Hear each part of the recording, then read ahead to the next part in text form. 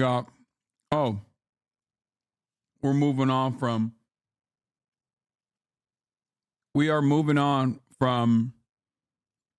British cuisine to the bread tab conspiracy. 93 billion disappeared.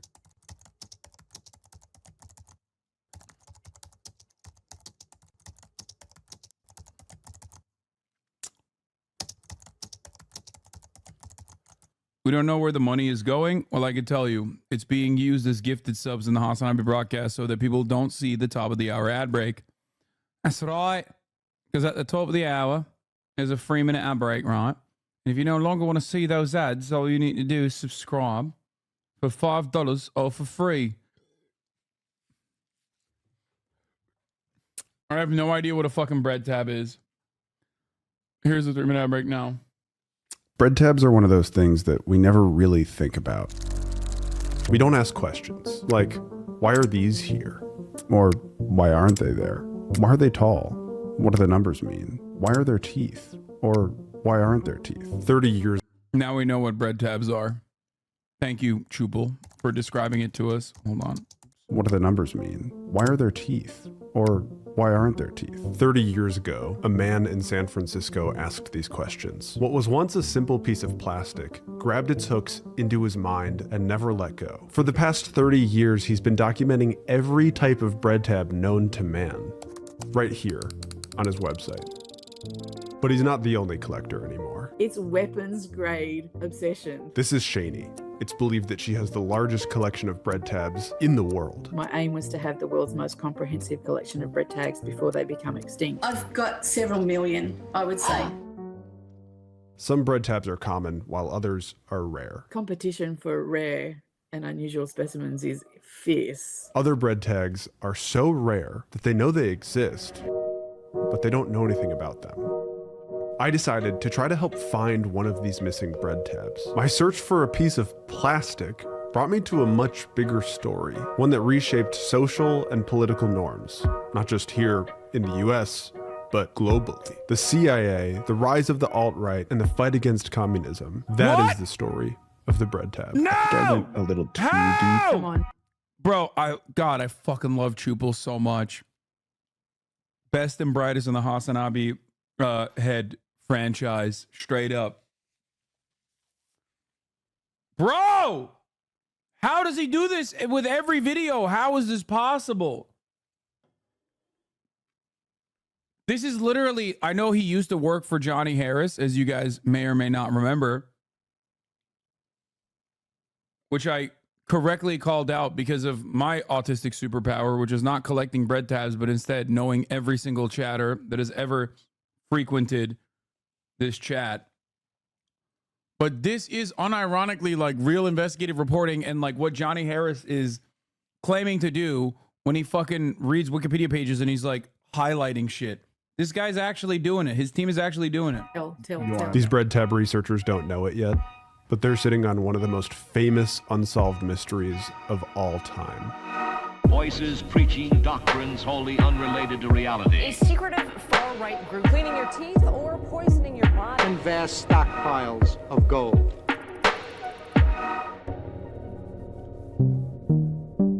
On September 2nd, 1945, 1 month after the United States detonated 2 atomic bombs over Japan, something was happening over here in the Philippines. The Philippines had been under Japanese occupation for several years, but on that day, Japan surrendered. Due to the arrival of US forces, they left in a hurry. Imperial Japan had just spent the past 50 years stealing gold and treasures from other countries in Southeast Asia. The gold was rumored to be worth several trillions of dollars, enough to upset the global financial system. We don't know where that gold ended up. A Filipino legend says that they left it, that it's buried in vaults all around the Philippines. Its existence has been dismissed by many officials, which I guess is a good thing, because if someone did find all that gold, they would instantly become the wealthiest person in the world. The revelations about the gold are themselves so sensational as to almost defy belief. In 1987, two Americans pretending to be arms dealers tricked Ferdinand Marcos, a former dictator of the Philippines who was now in exile in Hawaii. Marcos thought that the phony arms dealers would help him overthrow the new government of the Philippines. Their conversations were recorded. 40 billion US dollars. And they don't know that? They don't know. Everybody never admit you have to go. Why? Oh, I didn't say admit you have to go. I didn't say that. Thank you to Displate for sponsoring a portion of today's video. Displate is a website that sells unique metal posters. It's quite refreshing from your normal paper and canvas. They have over 2 million different options in their catalog. This is awesome. Quick Ethical CHUPPL react. pivot to a ASMR channel. What do you think? Beyond the officially licensed designs from brands like this, and all of these, there are thousands of artists contributing their original artwork, and you don't need any tools to install them. You wipe, press the protective leaf, stick the magnet, and boom, you've got your Displate. You can swap your Displates at any time that you'd like.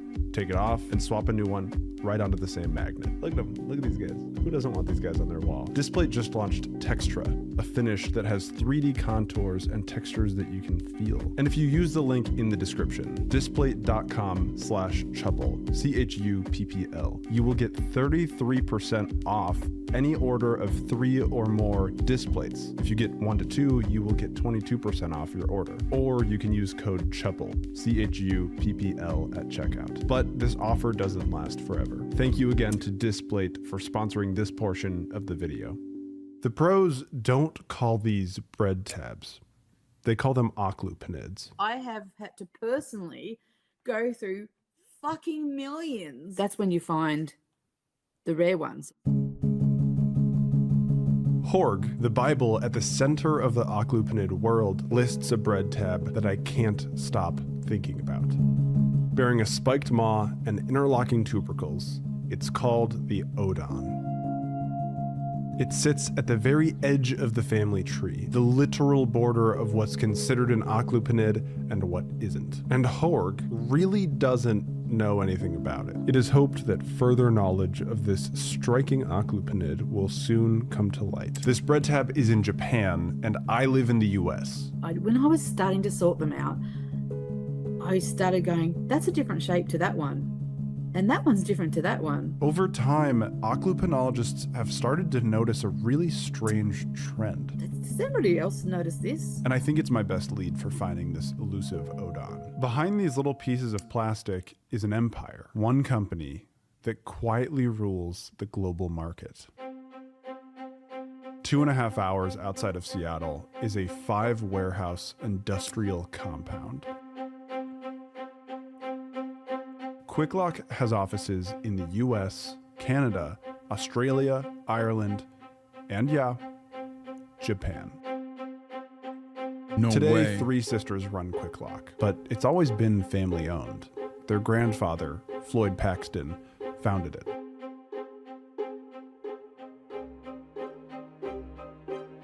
Paxton invented the bread tab in 1952.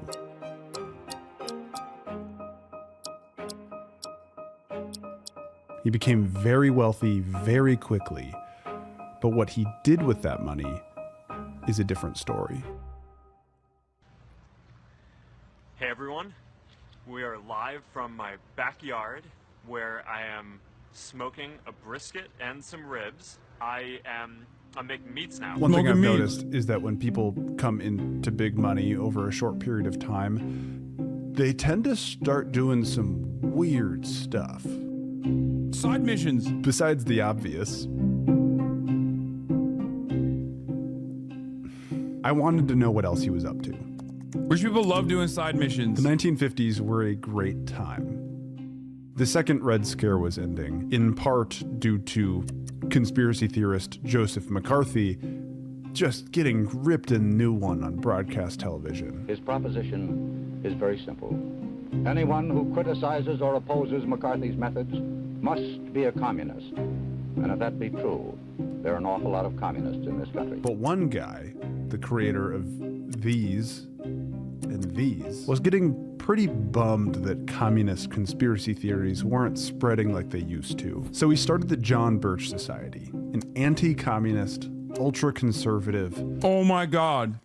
advocacy group Oh known my for its God. conspiracy theories. He used The bread tab guy was a funder of the John Birch Society? Oh my fucking God. his junior mint money to travel to Seattle, where he enlisted and received substantial financial support from Floyd Paxton. Being one of the group's earliest members, Paxton was way into this. So he ran for Congress. Bro, every CHUPPL video is literally like, here is a unique thing that you never really thought about, that you just throw out and take for granted. We are going to point out that actually is the reason why World War II happened. It's like, how did you, what are you saying? How? It'll literally be like the domino meme. Like bread tabs, dude, just the most innocuous, most insignificant fucking thing. Yeah, toilet water and the rise of Pol Pot. No, you break one side and fling them like a normal person. I mean, I try to keep them for as long as I can until it does break, inevitably. I do the twisty and then the fucking bread tab.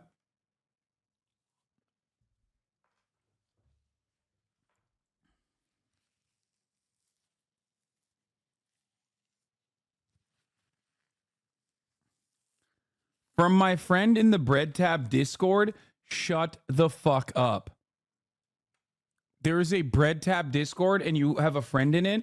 The part about the rare bread clip is kind of sensationalized. Any of us could have told him that the one he was looking for is made by Mac Stationery and found on bags of oranges and yams in Hong Kong.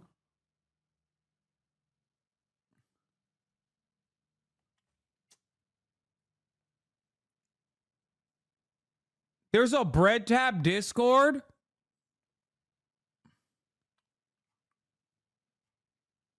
Perhaps he was looking for bread tabs and not fruit tabs. That's precisely the reason why he had a hard time. In 1966 and lost. So he tried again in 1970 and lost again. Why give up now? He thought for some reason. He lost again in 1972 and lost one last time in 1974. One newspaper referred to Floyd Paxton as a Yakima industrialist who sees a communist behind every sagebrush and a conspiracy in the eyes of virtually everyone in government and out. Bread tab money, baby. Down with the commies. Dude. The John Birch Society got up to some really weird stuff. Like, they promoted this new drug as the cure to cancer. There was a ton of money in it. The medical consensus was that it didn't actually cure cancer, but instead it caused cyanide poisoning. The drug's name is Laetrile, and one report that I read said Laetrile interests were locked on to Floyd Paxton because he flew an airplane that apparently Laetrile interests hoped to use for courier flights to and from Mexico. An investigation revealed that John Birch Society members spearheaded the promotion and distribution of the illegal drug from Mexico. Another member of the John Birch Society and a fellow horse appreciator bought 1/3 of the entire world's available supply of silver to hack the silver market. The jeweler Tiffany & Co. took out an ad in the New York Times saying that it was their fault that prices were so high. It gets crazier. Back to Paxton. Floyd Paxton got a near $1 million investment from the King of Kuwait. How did that happen? How did these two guys meet? After the United States helped stage a CIA, baby, State Department coup to overthrow the democratically elected president of Chile, the new Chilean government invited Paxton and his wife to be the guests of the Chilean government for the first celebration of the ouster of the former president. That's crazy. That's nuts. Bread tabs. This guy invented. Chatter, you said that's a stretch? You're wrong. The moment that he said John Birch Society, it was over. Everything, this... What? Yo, Twitch snitched on you. They told me where to find you. What the fuck does that mean? At twitch.tv/hasanAbi?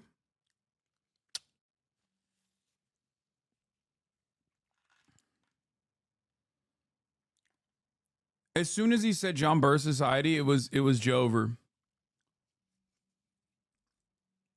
Now we're talking about State Department, CIA. They're gonna have they're going to, it's going to be tied to everything else. Sound mixing in this video is terrible. Gotta have real brain rot just to, yeah, okay. The sound mixing is not great on this one. They're phenomenal editors though. Bread tabs. I'm imagining like war-torn military dictator Pinochet raising a glass. I mean, I got a Floyd notification to see it today. fucking Be not afraid. Yes. Yeah. No, guys, he didn't mean he's gonna stalk my house or some shit. Paxton. Competition for rare and unusual specimens is fierce and intense. It's weapons grade obsession. You may have started to connect the dots here. These guys are no stranger to that Japanese gold, enough to upset the global financial system. But first, I have a Japanese treasure of my own that I need to find.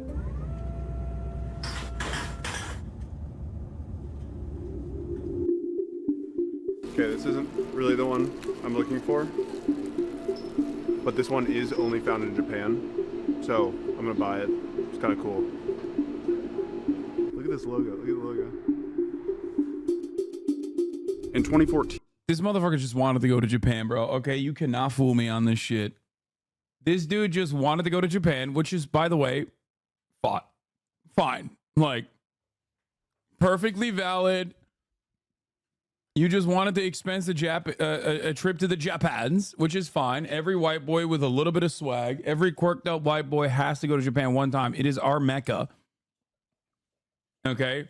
It is our Mecca.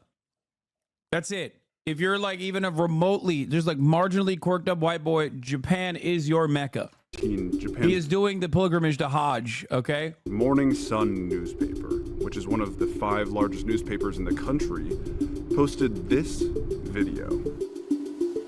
The Morning Sun's video shows a wall full of bread tabs that this company has made over the years. It's very likely right behind that door. But when you look at it, nothing even looks remotely similar to the elusive Odon that we're looking for. I wanted to ask for myself, but Quick Lock Japan, the people that are inside of these offices right now, won't respond to my emails. I don't speak Japanese, so I asked my hotel's front desk to call on my behalf. Did you send the email for them? Yes. They saw your email. Uh-huh.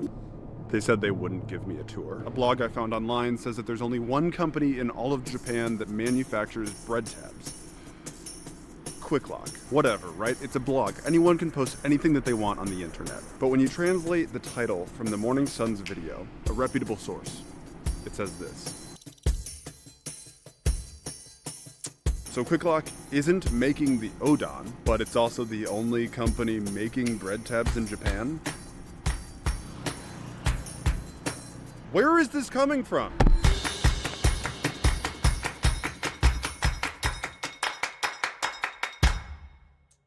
According to Marcos, he has stashed in various catches in the Philippines 1,000 tons of gold, worth something on the order of $14 billion. Around the time that Paxton was celebrating the military coup in Chile, a mining engineer in Nevada. How do you spell this guy's channel name? CHUPPL. CHUPPL. Okay.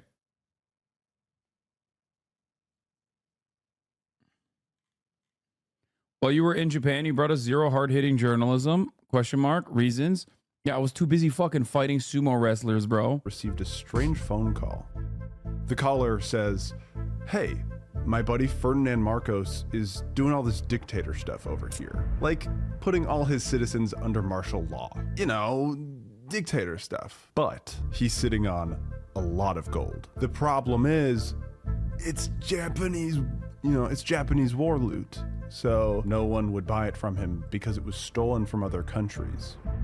Word on the street is you just came up with this new process to melt gold down and make its history undetectable." The mining engineer was named Robert Curtis, and he declined until a letter marked personal and confidential arrived for him. There is buried treasure. There are 34 sites of major importance and 138 locations of lesser importance. The Leber Group has retrieval plans for all 172 locations. Burn or shred this letter. Curtis was getting an invitation to join the Leber Group, spelled rebel backwards. It's the group that's helping dictator Marcos purify and smuggle this gold. Curtis was promised a share of the Leber Group profit. As a starting point, $5 billion US. Curtis flew to the Philippines, and in his journal, he wrote about a room that Marcos showed him. Gold bars, floor to ceiling. Each bar worth $500,000. Many, many hundreds of bars. One problem stood between Curtis and his prize. He didn't get any money up front for equipment, so he needed a loan. Robert Curtis, the mining engineer from Nevada, thought, yeah, I know some guys. John Birch Society, for those of you who are wondering, is basically like, I guess, the original formation of like what you see in the edge cases of like QAnon and MAGA conservatism. Like it basically is like now mainstream republicanism, like mainstream Republican thought. But like in the 50s and 60s, it was I would say it was a mishmash of different like libertarian / right-wing anarcho-capitalist opinions with a shit ton of white supremacist ideology. Their foundational principle is that collectivism is a cancer. Like they were too far right for the likes of William F. Buckley, who tried to distance himself from this cult. Basically, I don't even know how else to describe it other than like it's very interesting to think about it because it's like they are super far right. They're so far right that like one of the ideas they believed in was like that Eisenhower was a gay communist, which they were right on the first part. He was gay. Don't know about the whole communism side of things, though. They are insanely conspiratorial weirdos.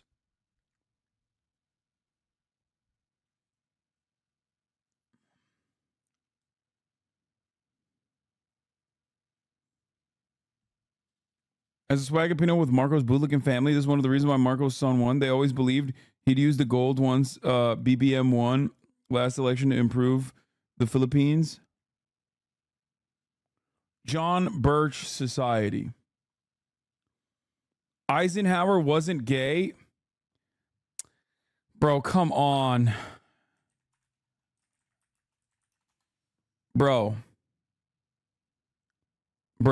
here. Eisenhower wasn't gay. Okay, dude. Explain this then.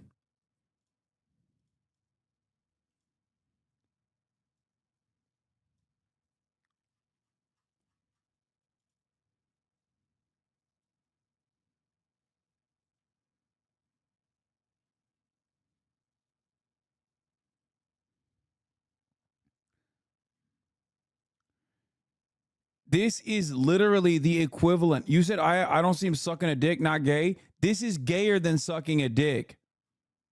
What do you mean?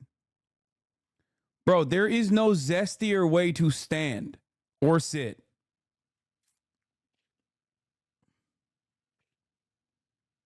He is literally serving. And I don't mean the country, okay? What he is serving is cunt.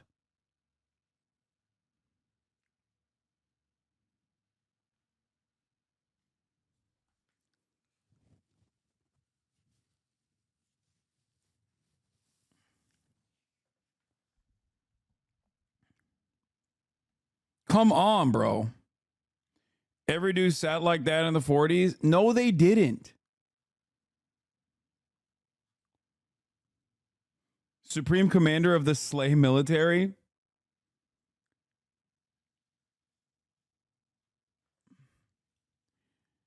We've talked about the Turkish pink slip before. That, like, if you prove that you're gay. I mean, there's more, dude. There's more. Like, it's not just that one photo. Like, he was just a zesty old guy, bro. He was just a zesty guy. Here.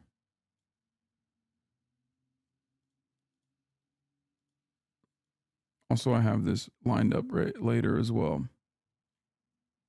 What did you type to find that photo? This.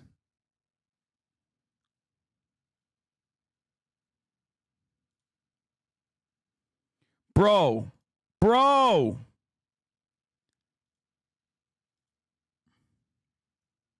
Bro. Come on.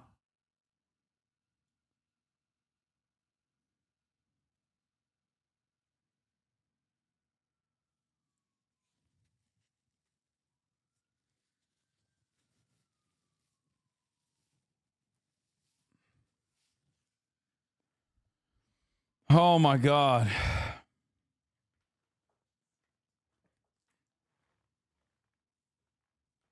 Anyway, the fact that he was a communist was false. The fact that he was gay absolutely was not. Okay?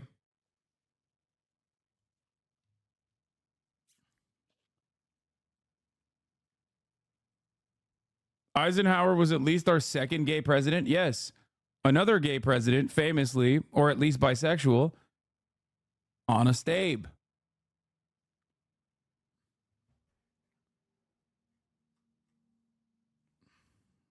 Abraham Lincoln, also bisexual.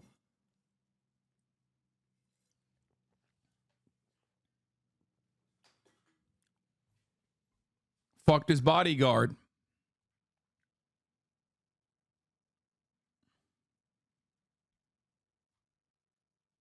No, Trump is not gay, Chad. You're wrong. People say Trump is gay, and it's like, it's played out. He's not gay. Trump is ace. Sorry to the aces, but he 100% is ace. Trump is zesty for sure, but he's ace.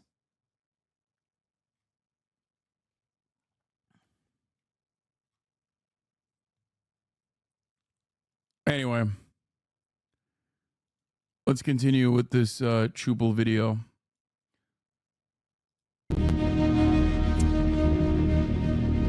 These details came from a lengthy investigation led by 2 American journalists. They were given exclusive access to 60,000 documents and hundreds of hours of audio and video by Curtis himself. I've linked their book down below.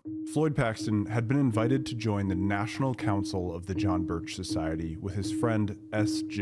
Rick Perry was gay. Rick Perry is gay. He's not dead. He's still out there. He's still out there trolling Grindr accounts anytime he visits DC and anywhere else for that matter. Rick Perry is also gay, yes, but he's not a president, and he never will be. J. Agnew. Paxton. It's like Lindsey Graham, also gay. So it's the worst kept secret. Had stepped down from Quick Lock and gave his son Jair the company. According to the investigation, the John Birch Society money men. I'll give you another one. what's his face?